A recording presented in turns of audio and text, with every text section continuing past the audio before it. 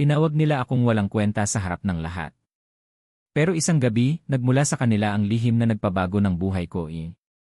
Ako si Daniel, at sa loob ng maraming taon, akala ko ang pamilya ang unang lugar kung saan makakahanap ka ng pagmamahal. Pero sa buhay ko, ang bahay na dapat sana ay kanlungan ko siya rin ang naging lugar kung saan araw-araw akong nasasaktan. Lumaki akong kasama ang mga magulang ko at ang nakatatanda kong kapatid na si Carlo. Simula pagkabata, lagi akong ikinukumpara sa kanya. Bakit hindi ka katulad ng kuya mo? Ang hina mo talaga, Daniel. Wala ka bang mararating sa buhay kung ganyan ka? Mga salitang paulit-ulit kong naririnig habang nakayuko ako sa hapagkainan. Isang gabi, matapos kong ipakita ang sertipiko ko sa paaralan, buong saya kong sinabi. Ma, patop 3 ako sa klase. Ngumiti ako, umaasang kahit minsan ay maririnig ko ang salitang proud kami sayo. Pero ang sagot ng tatay ko ay parang kutsilyong tumama sa dibdib ko. Top 3 lang. Ang kuya mo noon top 1. Biglang natahimik ang buong mesa. Hawak ko pa rin ang papel pero unti-unti itong nalukot sa kamay ko. Sa loob-loob ko, sinabi ko. Bakit kahit anong gawin ko, parang hindi pa rin ako sapat? Lumipas ang mga taon. Habang si Carlo ay laging pinupuri dahil may magandang trabaho, ako naman ay tinatawag nilang palpak dahil pinili kong magtrabaho habang nag-aaral. Isang araw, narinig ko ang usapan ng mga kamag-anak namin sa sala. Sayang si Daniel, sabi ng tita ko. Matatalino sana sila lahat, kaso siya lang ang hindi umangat. Napangiti ako ng mapait. Hindi nila alam na gabi-gabi akong nagtatrabaho.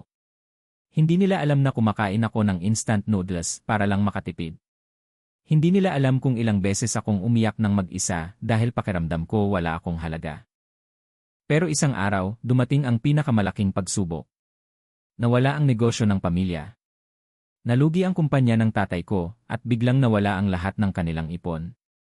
Sa loob ng bahay, nagkaroon ng sigawan. Carlo, tulungan mo kami, sigaw ng tatay ko.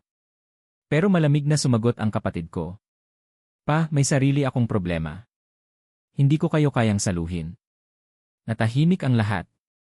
Unang beses kong nakita ang tatay ko na walang masabi. Kinagabihan, nakita ko siyang nakaupo mag-isa sa madilim na sala.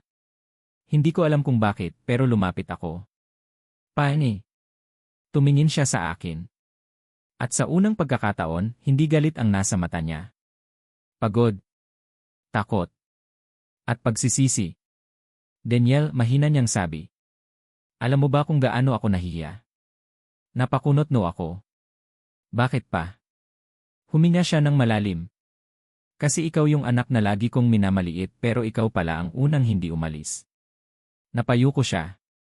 Bakit pagkatapos ng lahat ng sinabi ko sa'yo, nandito ka pa rin? Hindi ko napigilan ang luha ko. Dahil kahit nasaktan ako, papamilya pa rin kita. Biglang nanahimik ang buong bahay. Kinabukasan, may isang lalaki na dumating sa bahay. Isang negosyanteng kilala sa lugar namin.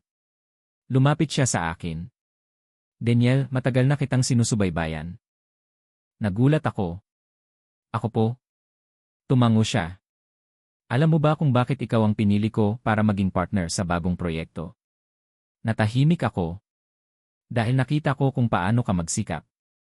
Habang ang iba ay naghihintay ng tulong, ikaw gumawa ng paraan. Napatigil ang buong pamilya ko. Lumingon ang tatay ko sa akin. Partner. Tumango ang lalaki.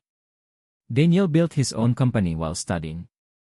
Hindi niya sinabi dahil ayaw niyang ipagyabang. Nanlaki ang mata ng lahat. Hindi nila alam na sa mga taon na tinatawag nila akong walang kwenta. Unti-unti kong binuo ang sarili ko. Lumapit sa akin ang tatay ko. Yumuko siya. At sa harap ng buong pamilya namin, sinabi niya ang mga salitang matagal kong hinihintay. Anak, patawad. Nanginginig ang boses niya. Akala ko kailangan mong maging katulad ng iba para maging mahalaga. Hindi ko nakita na matagal ka ng isang taong dapat ipagmalaki. Napaluha ako. Hindi dahil biglang nawala ang sakit. Kundi dahil sa unang pagkakataon. Narinig ko ang katotohanang matagal kong gustong marinig.